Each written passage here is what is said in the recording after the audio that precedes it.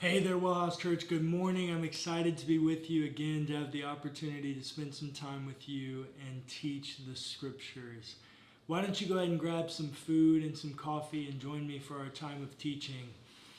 I want to continue our series on fruit, the fruitfulness of the Christian life. And we come to a really impactful text this morning because it's quite an interesting dilemma that happens in Genesis chapter 9.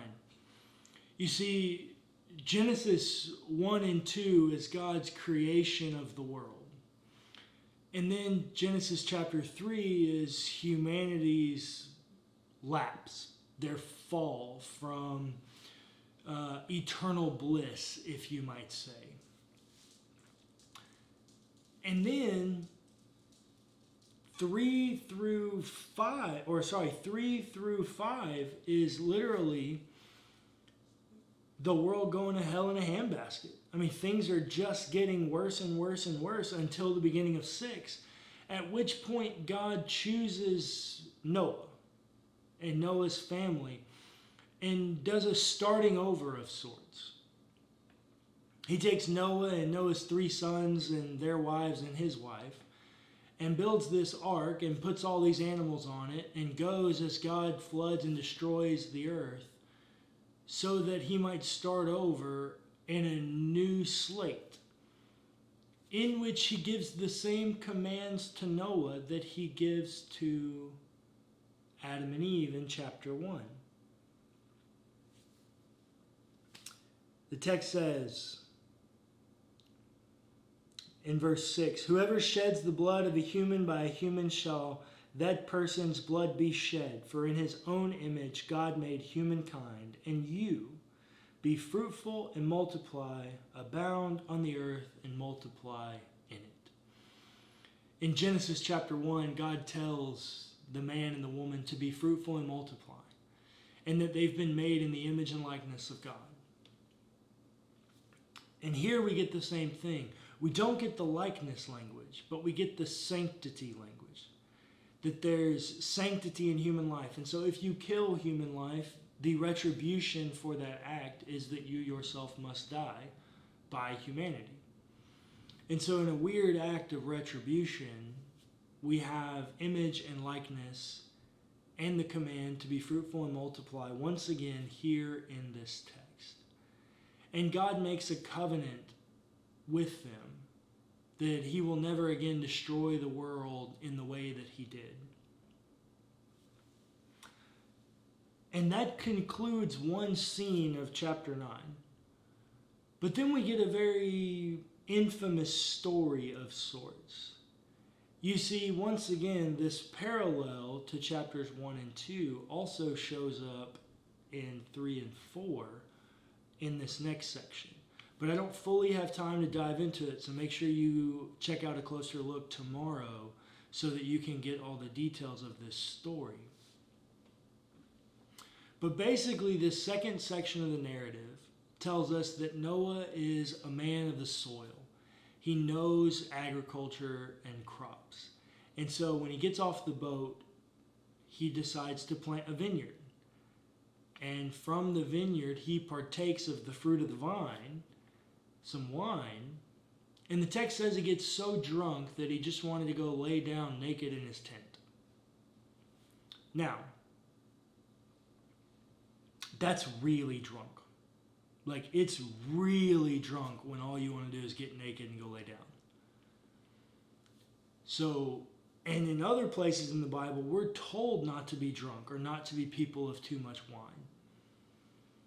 And this shows up because the story goes on and tells us that one of his sons walks in and sees his father's nakedness.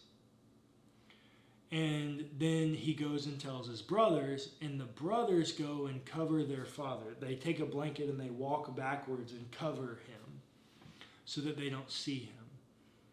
Once again, the parallel between Genesis chapter 2 and 3, that they're naked and unashamed before their sin, and then at their sin, they realize their nakedness and feel their shame. In the same way, it's in this moment that Noah feels his own shame. And so he responds like Cain does to Abel. And he lashes out at humanity.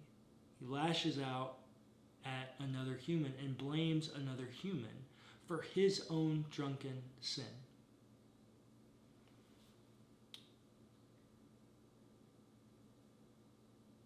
Listener, I cannot tell you enough how problematic this story is. Because then, just like in the Cain and Abel story, Noah actually curses an innocent's blood. His son Ham is the one that sees him naked. But Noah doesn't curse Ham. Noah offers a curse to Ham, but he actually curses Canaan, his innocent grandson. And in the ancient world, in the Hebrew culture and tradition, once a curse or a blessing is murmured, it cannot be undone. And so he forever curses his grandson and the descendants of his grandson to be slaves to his other two grandchildren.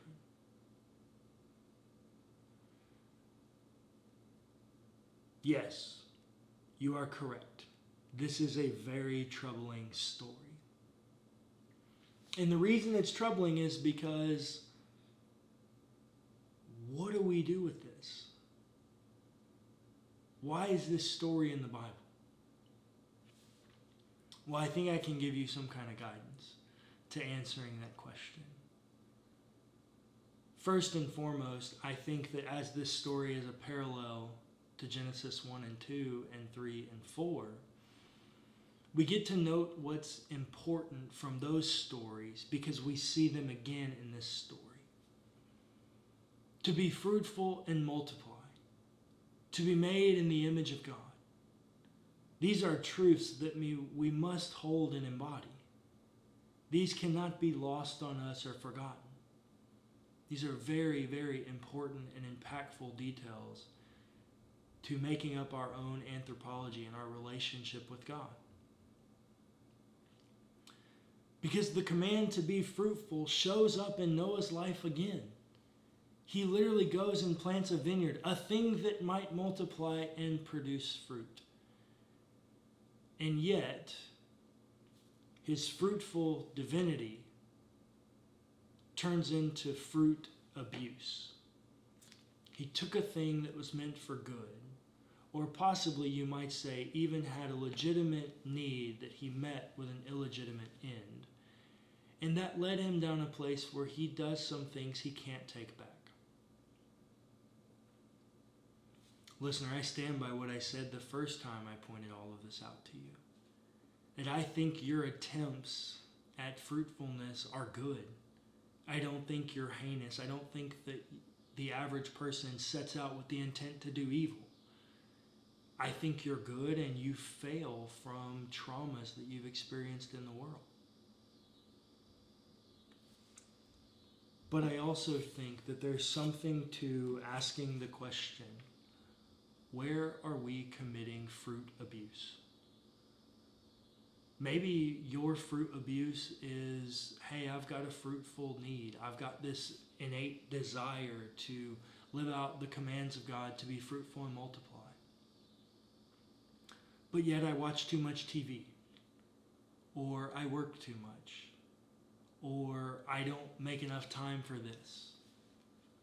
I think another one could be, hey, I am abusive in relationships. I'm a drunk. I'm an addict. I think there are those types of categories that definitely impact who we are as people looking for fruitful divinity. But I also think there are those of us that just spend too much time on our phone, or watching too much TV, or not prioritizing relationships. I think that there are commands that we have to be fruitful and multiply that are good and legitimate, that we try to fill that need, that desire, in illegitimate ways, causing a problem. And so, listener, I am 100% assured that you, as a member of WellHouse Church, are seeking to live out your fruitful divinity. And yet I am also completely sure